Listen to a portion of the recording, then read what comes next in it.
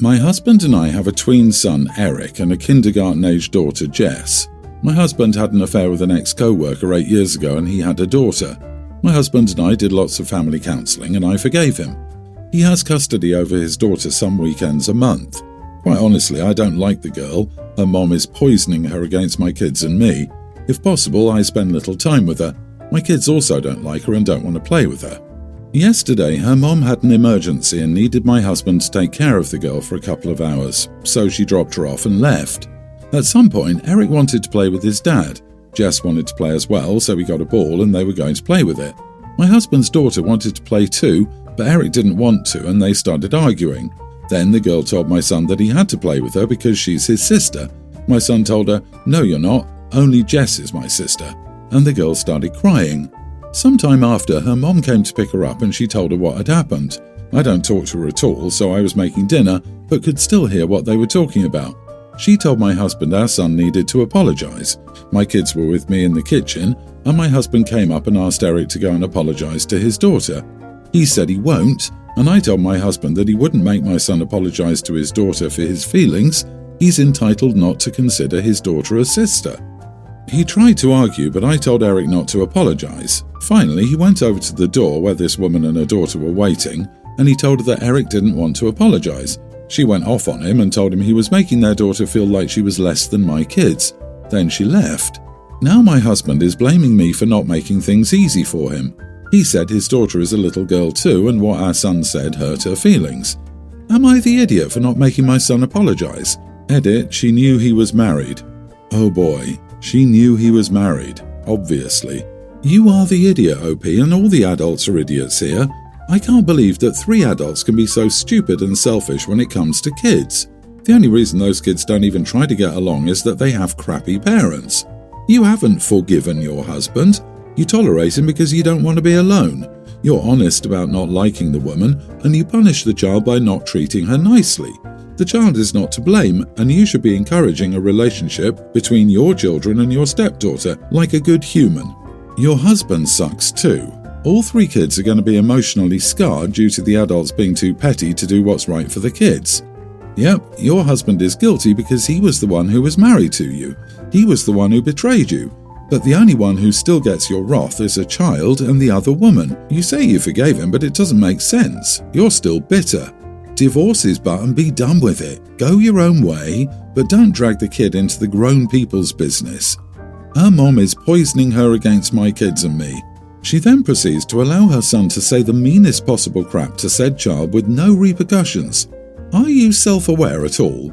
You shouldn't have stayed. You're punishing an innocent child because your husband couldn't keep it in his pants and you hate her existence. Whether you like it or not, she is your children's sister, and you, as the adult whose job it is to bring up your children, you need to teach them how to be good people, and, while you may not be consciously aware of it, you are failing in that task. And maybe stop having her over. She shouldn't have to be in an environment where she's treated badly. My sister, cousin, and a couple of friends came over last night after work. My sister brought a friend of hers. I'd only met a few times with her, and I've never had an issue with that. At one point, I went to the bathroom and the ladies were in the living room calmly enjoying wine. When I came out, my sister's friend was in the kitchen arguing with my son, tween. I asked her what she was doing. She said my son went into the kitchen to get food and she told him to wait until I came out of the bathroom to ask me for permission. I stared at her briefly and then said, "Who the heck are you? You don't live here." "He does. Who are you to tell him he can't go in his kitchen?" She looked surprised and said she was trying to be helpful. I repeated my question of why she thought it was okay to tell someone they can't use their own kitchen when she's a guest in someone else's house. She dodged the question and then brought up that she's a teacher, which isn't even relevant, and sometimes kids try to get around rules. I asked her what that had to do with anything. I then asked who even permitted her to go in my kitchen. She said she followed my son in. I said, "So you think my son needs permission to go in his kitchen, but you can go wherever you like in my house without an invitation? So you have more rights here than he does?" She said she didn't feel welcome anymore and was leaving. She went back into the living room, grabbed her bag and walked out. My sister asked what had happened and I explained that she had a disagreement with my son. My cousin and some of the other ladies said they thought it was strange she followed him into the kitchen and had been wondering why she did that and thought her motive was weird as heck. My sister and a couple of other ladies said her behaviour was perfectly normal, and I was unnecessarily hostile to her. My cousin said, "But why would you confront a child you don't know instead of saying something to the aunt who's right here? That's so weird." Everyone but my sister acknowledged that part was weird, and we all moved on. Later, my sister confronted me privately and said she was upset I chased off her friend. She said she really liked this woman and that I was way over the top in the way I spoke to her. I can be a little extra when it comes to defending my kid, so was I an idiot? Met for the first time in OP's house and immediately started ordering around her kid. Yeah, that ain't normal. You are not the idiot. This lady way overstepped and you corrected her in a way that most parents would when their child is being attacked. And he was. You should sleep well knowing you did the right thing, and your son will sleep better knowing his parent 100% has his back. Your sister can be upset that a confrontation happened between a friend and her sibling, but her friend was way out of line. Man, what was she thinking? What kind of sick behaviour was that? She's a teacher at school. She may adhere to some educational standards off work, no issue, but she has no permission to invade people's lives in their own private space. It's more important for your son to feel safe and free in his house than for a guest to feel welcome. I'm going to go against the grain here and say you are the idiot. That lady doesn't know how things work in your home. How was she to know what you do and do not allow? And maybe the kid has diabetes or a food allergy. You're saying ask the aunt. Again, unless the aunt lives with them day in and day out, how is anyone besides the mother going to know what is and isn't allowed? But the fact that all she said was, "Wait for your mom to get out of the bathroom to ask permission," I don't see the issue with that. You don't have to go off on her like that at all. The cussing was inappropriate and completely unnecessary. A simple, "It's fine, I usually allow it," or something along those lines would have sufficed. But to sit up here and attack someone for not knowing is crazy to me. OP, you were unnecessarily aggressive. I, 34 female, have a young teen stepdaughter. I first met her when she was a couple of years younger. We got along very well from the moment that we met, and I love her just as much as I love my own daughter, toddler. Even though her school provides lunch, the food is terrible, so I pack her lunch every day. It also helps us bond as she sometimes helps me cook for her lunch, and we like to make and try new foods. She spends 1 week with my husband, 41, and me, and 1 week with her mom, 40, and recently she's been complaining that her mum forces her to eat the school's lunch. I tried talking to her mom, told her how much she hates the school lunch, and suggested she do what we do. She suddenly got mad and started to angrily tell me that I have no idea how hard it is to be a single mom of 3 kids, and that unlike me, who is a gold digger who doesn't even work, she doesn't have extra time to spend on making lunch. I got mad and told her that even though I have a toddler, I managed to be a good mom to my stepdaughter, so she needs to stop making excuses for being a crappy mom. She called me an idiot and many other names and ended the call. Edit, I wasn't the affair partner. They had been divorced for a year when I met my husband. I never say anything bad about her to my stepdaughter. Her other 2 sons aren't my husband's. They're older and more independent. It's not my fault she's decided to be a crappy mom and drive her child away. She can't even spend an hour a day or even an hour a week with my stepdaughter. Of course my stepdaughter doesn't feel loved by her. Of course she'd rather be somewhere where everyone loves her and spends time with her. Nobody is asking her to pack lunch every day, but is it so hard to do it once a month just to make her child happy? This poor woman that everyone is defending allows her kids to bully my child. Yes, my child, because I love her and she calls me mom. However, I don't think my bringing food for her will solve anything because all she wants is to spend time with her mom as she does with me. This woman hardly ever spends any time with her. She even missed all of her basketball games while she's never missed a single one of her son's games. She always finds time to spend with her sons but never with her daughter. And my child deserves better than this. You are the idiot. She has 3 kids, you have 2. She's a single mum and you're a stay-at-home mum. Yes, there are a few differences between you, and she shouldn't have started yelling, but telling her kid to eat what the school offers doesn't make her a crappy mum. OP, I don't even have kids, and I think you sound ridiculous.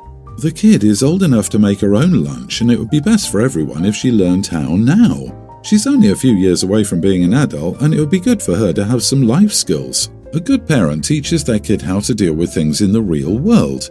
They don't just do everything for them. It takes a heck of a lot of gall to tell a child's actual mom who is fully involved in her life that you are a better mom to her child than she is. This is not how you respectfully co-parent, OP. Instead, You escalated a situation that didn't require your intervention in the first place, and likely your stepdaughter will be the one who suffers when the adults in her life act like unruly children. Do better for the sake of your stepdaughter. People, you are crazy. She is not a single mom, she is single and also a mother. A single mom is someone whose child's father is not in the picture. The child's father clearly is. Saying she has 3 children, so it's harder, OP has already claimed they're older than the girl, meaning teenagers, so they're at school all day and presumably have friends and after-school activities. Don't get me wrong, she's a young teen and can make her own lunches for school, but it seems to me from the post for the child it's more about the time spent together making the lunches than the actual lunch itself. The thread is just full of bitter so-called single mothers who hate seeing a step-parent do better than them. I went to a trendy restaurant tonight with 3 other people. It was very busy and we waited like 30 minutes for this table. We sat indoors and the back wall seating was one big long bench seat. All along it were tables of 4. We got sat next to a full table of 4. The guy on the bench near us had what appeared to be a service dog on the seat. I squeezed in and it was a tight fit, so I asked the guy if he could keep his dog on the ground. Like the dog's tail was literally on me, he told me no and that he needed his dog close to him. I'm getting increasingly frustrated. I'm uncomfortable, this guy is doing nothing about his service dog literally on me. I ask him to get the dog off the seat. He tells me no again, his dog has rights and he doesn't need to listen to me. I flip out about needing my space and the dog not needing to be on the seat. The guy calls me an idiot amongst other things. I just go ahead and leave. I had made a mini scene and just removed myself from that situation. My friends met me outside and weren't happy with how everything went down. Was I the idiot to this guy? Edit, friends didn't want to switch places with me. They didn't want to? That speaks volumes. They give you crap for not wanting to sit there, yet none of them wanted to either. Then definitely not the idiot. They wouldn't put up with it. Why should you? Geez, there are so many fake service dogs out there. As a service dog handler, the dog should not have been on the seats unless actively tasking at that moment. If you're in the US, the ADA even has a section about this and states that seating, food and drink are provided for customer use only and that restaurants are not required to allow service animals to sit at or be fed from a table. Agree, that was not a true service dog most likely.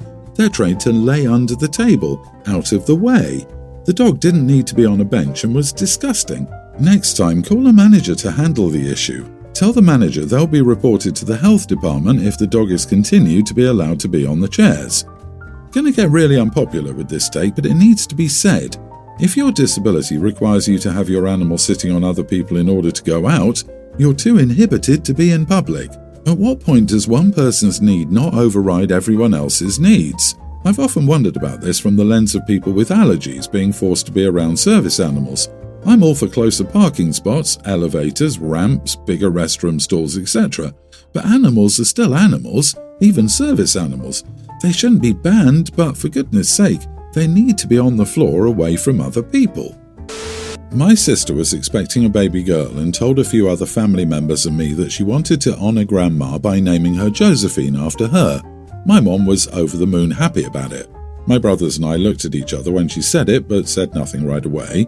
My sister said I was quiet about it, and she didn't think the boys, aka our brothers, would get it, but she thought her only sister would. I told her I got it, but she should probably know that Grandma hated her name Josephine and wanted people to call her Rosie. My sister was shocked and asked why she never knew, and I told her it was because Grandma was sick by the time she was old enough to really remember her. My sister said everyone else called her Josephine. I told her most people did, and she hated it. Grandma was Josephine Rose. Grandma hated her first name and the nicknames people called her: Jojo, Joe, Josie. She went by Rosie with friends, and my grandpa called her Rosie. But her parents and her only sister told her that she was silly for hating her name and called her Josephine her whole life. My mom and her siblings ignored what Grandma and Grandpa told them about Grandma hating her name and would always say they were Josephine's kids and not Rosie's. Grandma was really bothered by it, so my brothers and I would call her Granny Rosie when we were around her, so someone in her life would call her what she preferred.